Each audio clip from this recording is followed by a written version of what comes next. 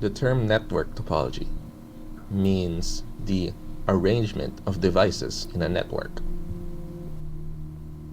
A network node is any device that can transfer or receive data.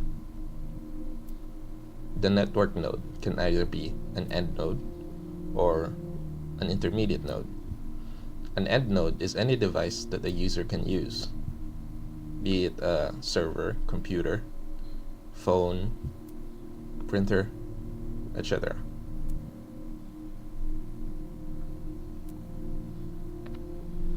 The point-to-point network topology comprises of just two computers connected together. This is a very simple topology to implement and also very cheap. There would be no traffic between the two of them because it's only the two of them in the network. But that is also a disadvantage because you can only have a maximum of two end nodes in a network. The bus topology, or line topology, is a network setup in which each computer and network device are connected to a single cable or backbone. This cable requires terminators for both of its ends. This topology works well when you have a small network. It requires less cable than a star topology. This type of topology is only broadcast. That means that if one node wants to communicate with another node, its data will be sent throughout the entire network.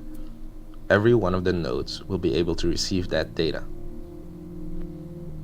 It would also be hard to pinpoint the problems of the network when the whole network goes down. It can be hard to troubleshoot individual device issues. It is also not great for large networks. Additional devices will slow the network down.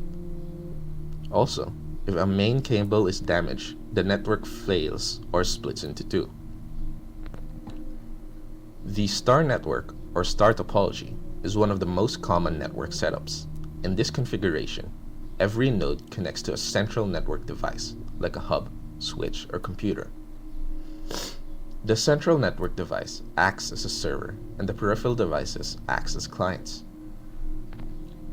This type of topology centralizes the management of the network through the use of a central computer, hub, or switch.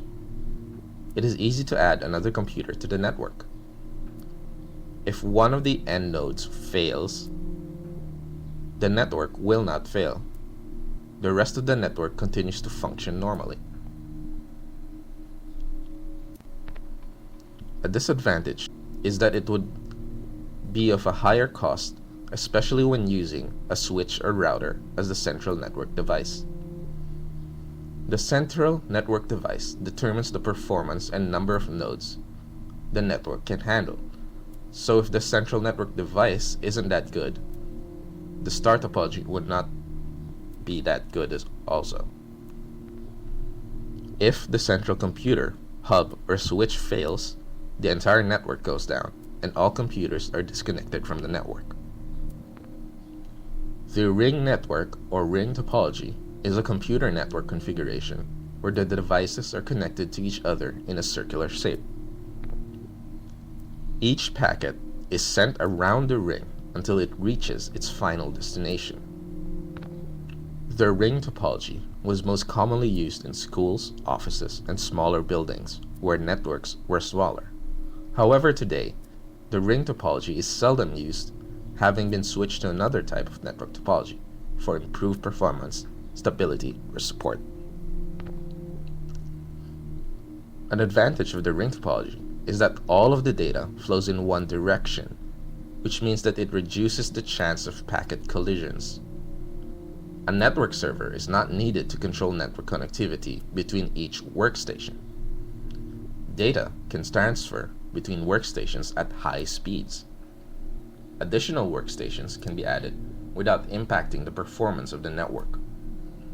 The disadvantage of the ring topology is that all data being transferred over the network must pass through each workstation on the network, which can make it slower than a star topology. And also, all of those Workstations which it passes would have access to the data, even though they were not the end node that the data needs to go to. The entire network will be impacted if one workstation shuts down, and the hardware needed to connect each workstation to the network is more expensive than Ethernet cards and hubs or switches. The mesh topology is a network setup where each computer and network device is interconnected with one another, allowing for most transmissions to be distributed even if one of the connections go down. This topology is not commonly used for most computer networks, as is it difficult and expensive to have redundant connection to every computer. However, this topology is commonly used for wireless networks. A mesh topology can be a full mesh topology or a partially connected mesh topology. For the full mesh topology, each and every node is connected to each and every node in the network, whereas the partially connected mesh topology doesn't have each node connected to every other node, but every node can pass through other nodes to get to that particular node. For the mesh topology, the good thing is that data can be transmitted from different devices simultaneously. This topology can withstand high traffic. Even if one of the components fails, there's always an alternative present, so data transfer doesn't get affected. Expansion and modification in topology can be done without disrupting the other nodes. The disadvantages of mesh topology is that there are high chances of redundancy in many of the network connections. Overall cost of this network is way too high as compared to other network topologies. The setup and maintenance of this topology is very difficult. Even administration of the network is tough. Again, an end node is any device that can be used by the user, like a printer, a computer, phone, anything really. And an intermediate node is where data flows through, but not where the data is supposed to go. So an intermediate node can also be a computer, but the data that passes through it is not meant for it. So an intermediate node is more like a repeater or a switch, hubs, bridges, or even routers. A LAN is a local area network that is restricted to smaller physical areas, like a local office, school, or house. Approximately all current LANs, whether wired or wireless, are based on Ethernet. On a local area network data transfer, speeds are higher than WAN and MAN that can extend up to 10 Mbps for an Ethernet network and up to 1 Gbps for a gigabit Ethernet. Wide Area Network, or WAN, is a computer network that covers relatively larger geographical area, such as a state, province, or country, or even continents.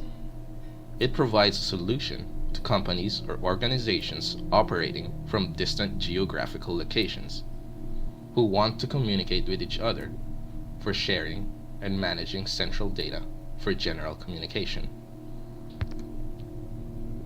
The Metropolitan Area Network, or MAN, is a network that connects two or more computers communicating, devices, or networks in a single network that has geographic area larger than that covered by even a large local area network, but smaller than the region covered by a wide area network. MANs are mostly built for cities or towns to provide a high data connection and usually owned by a single large organization. The PAN, or Personal Area Network, is the interconnection of information technology devices within the range of an individual person, typically within a range of 10 meters. For example, a person traveling with a laptop, a smartphone, and a portable printer could interconnect them without having to plug anything in, using some form of wireless technology. Typically, this kind of personal area network could also be interconnected without wires to the internet or other networks. The intranet is a network that is not available to the world outside of the intranet. If the intranet network is connected to the internet, The intranet will reside behind a firewall, and, if it allows access from the internet, will be an extranet. The firewall helps to control access between the intranet and the internet to permit access to the intranet only to people who are members of the same company or organization. An extranet is actually an intranet that is partially accessible to authorized outsiders. The actual server will reside behind a firewall. The firewall helps to control access between the intranet and internet, permitting access to the intranet only to people who are suitably authorized. The level of access can be set to different levels for individuals or groups of outside users. The access can be based on a username and password or an IP address. A sensor network is a group of specialized transducers with a communications infrastructure for monitoring and recording conditions at diverse locations. Commonly monitored parameters are temperature, humidity, pressure, wind direction and speed, illumination intensity, vibration intensity, sound intensity, power line voltage, chemical concentrations, pollutant levels, and vital body functions. A campus area network, or CAN, is a network of multiple interconnected local area networks in a limited geographical data area. A CAN is smaller than a wide area network or a metropolitan area network. A unicast is a type of communications in which one node will communicate with another node. Only two nodes are complicit in a unicast. A broadcast is wherein a single node will communicate with all of the other nodes that is connected to the network. A multicast is just a communication between multiple end nodes, but not all. An anycast is any combination of the previous types of communications that I have said. A hub is basically a multi-port repeater. It is a common connection point for devices in a network. Hubs are commonly used to connect segments of a LAN. A hub contains multiple ports. When a packet arrives at one port, it is copied to the other ports so that all segments of the LAN can see all packets. The term network adapter, which can also be called a network interface card, is a plug-in card that enables a computer to transmit and receive data on a local network. Today, the term refers to an Ethernet adapter, although in the past, token ring, local talk, and FDDI networks were used. A network adapter may also refer to a Wi-Fi adapter. Ethernet circuitry is built onto the motherboard of every new desktop and laptop computer, and plug-in cards, or NICs, are generally only used in servers and high-end workstations.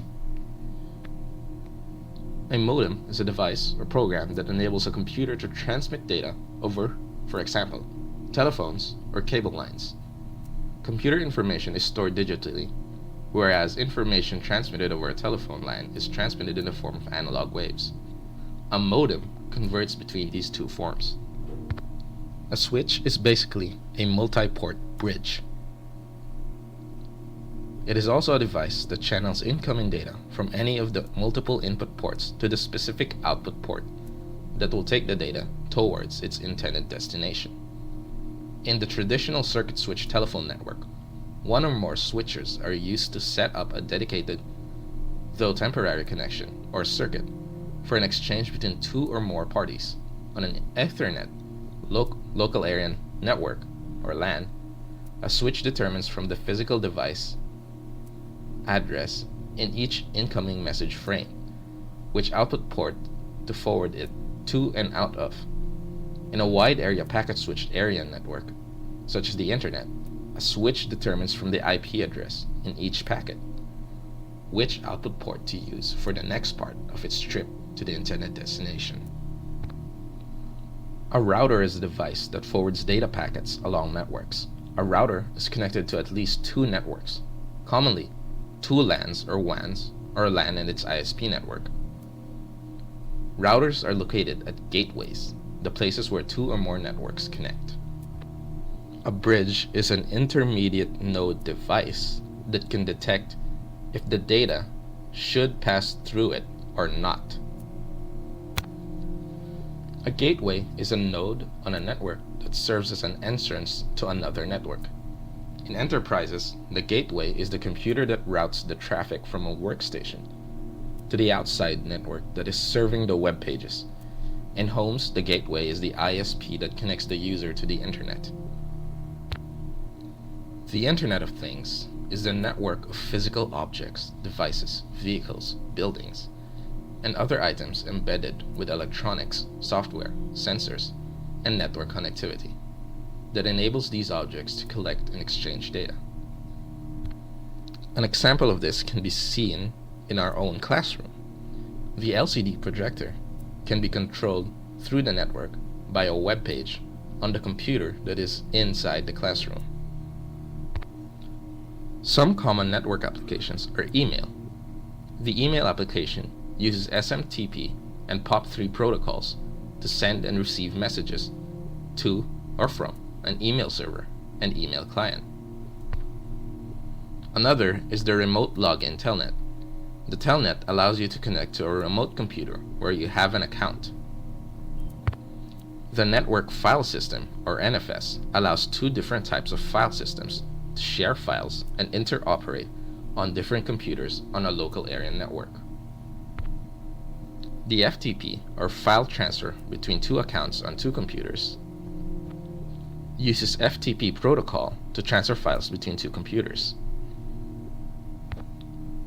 The FTP uses an FTP client computer and an FTP server to operate. The client initiates the FTP process by accepting the username and password and creates an FTP session. During an FTP session, a client can upload and download files from the FTP server, change directories, and list files. Although you can upload and download files using HTTP protocol also, FTP is typically used for transferring large files and fast throughput. Another is the Domain Name Service, or DNS. DNS resolves fully qualified domain name, or FQDN, or host names to its IP address. It allows you to access websites by typing their user-friendly names instead of remembering their IP address and typing it in a browser to access that website. There is also the Dynamic Host Configuration Protocol, or DHCP. A DHCP allows you to assign IP address to the host computers on your network dynamically. In the absence of DHCP, each computer on the network needs to be assigned a unique IP address manually. The manual assignment of IP addresses becomes a pain when a computer moves to a different network segment in a large network and needs to be assigned a different IP address. In a large network, environments and dynamic assignment of IP addresses eases the administrator's task of managing IP addresses.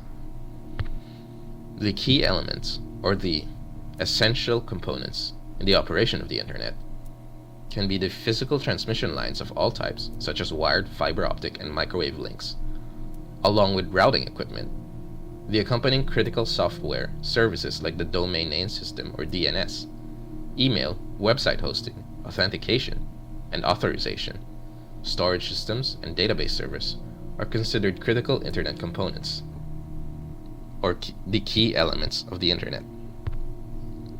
If any of these systems and services were to be interrupted for a significant period of time, the Internet would be greatly affected. To connect the desktop PC to an Internet, one would have to make use of a Network Interface Card, or NIC. It provides the computer with a dedicated full-time connection to a network. Personal computers and workstations on the local area network typically contain Network Interface Card specifically designed for LAN transmission technology.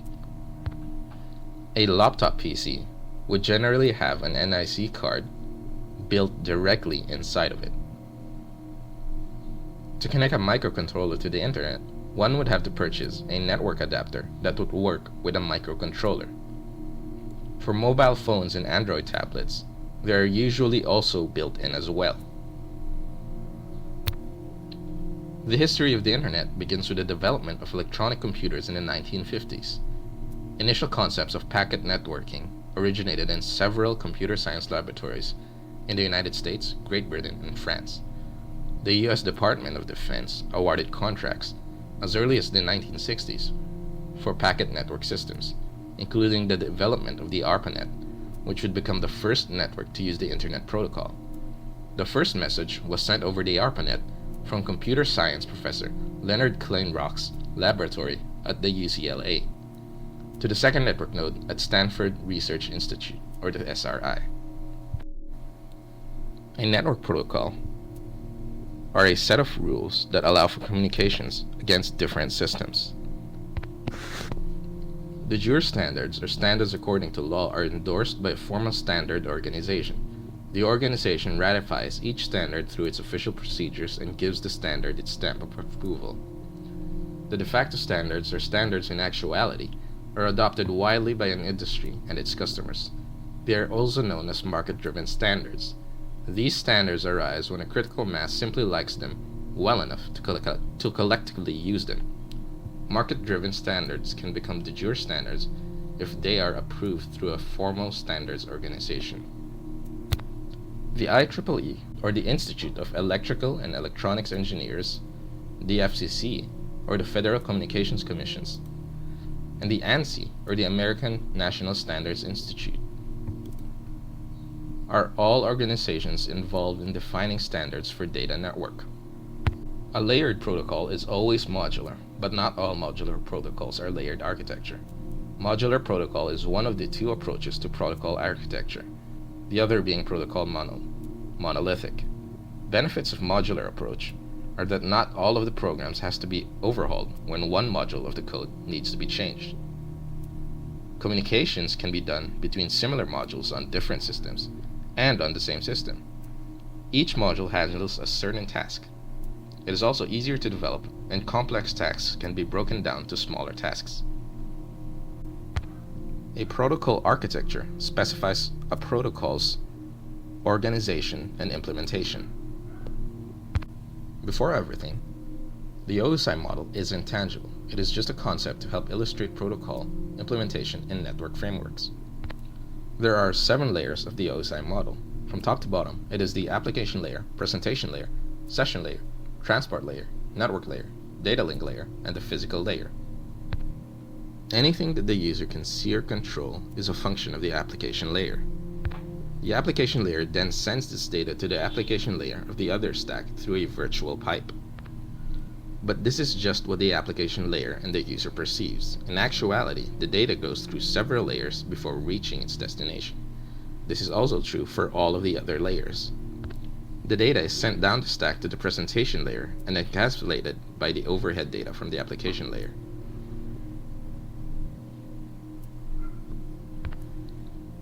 The presentation layer is where the data can be converted or translated into computer languages like binary. It can also be compressed or encrypted at this level. The session layer will establish a link with the receiver's session layer, which would allow them to exchange data over a period of time. It also performs security, name recognition, logging, etc. The transport layer manages the packetization of data and their delivery. This layer ensures that the data is error and loss-free, in sequence, and unduplicated, relieving the upper layers of having to deal with these. The network layer is where control of the subnet operation resides. Deciding which physical path should be taken based on network conditions, service priority, etc., is what the transport layer does. The data link layer provides error-free transfer of the data from one node to the other through the physical layer. The upper layers assume error-free transfer over the link. The physical layer is where the data's unstructured raw bit stream is transmitted and received over a physical medium. It describes the physical medium, be it electrical, optical, or mechanical. All of the higher layer signals go through here.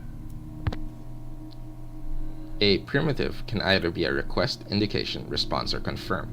A request primitive is issued by a user to invoke a service. The indication is issued by a service provider, which indicates that the procedure is invoked. It also notifies the service user of a provider-initiated action. A response is issued by a service user to acknowledge or complete some procedure previously invoked by some indication to that user. A confirm is an issue by a service provider to acknowledge or complete some procedure. The TCP/IP model is the dominant layered model used by the Internet. It is the de facto standard, developed through DARPA funding. It defines only 5 layers as opposed to the OSI's 7-layered model. The TCP/IP model is best described by comparing it with the OSI model. The TCP/IP's version of the application layer can be equated to the application and presentation layer of the OSI model, with some of the session layers protocols encapsulated with the application layer of the TCP/IP model. The TCP/IP's transport layer comprises of the transport layer in the OSI model and also some of the session layers. The internet layer of the TCP/IP does some of the tasks of the network layer of the OSI model. The network access layer does the same thing that a data link layer does, but also adds in some of what the network layer does in the OSI model. The physical layer of the TCP/IP is equal to that of the OSI's physical layer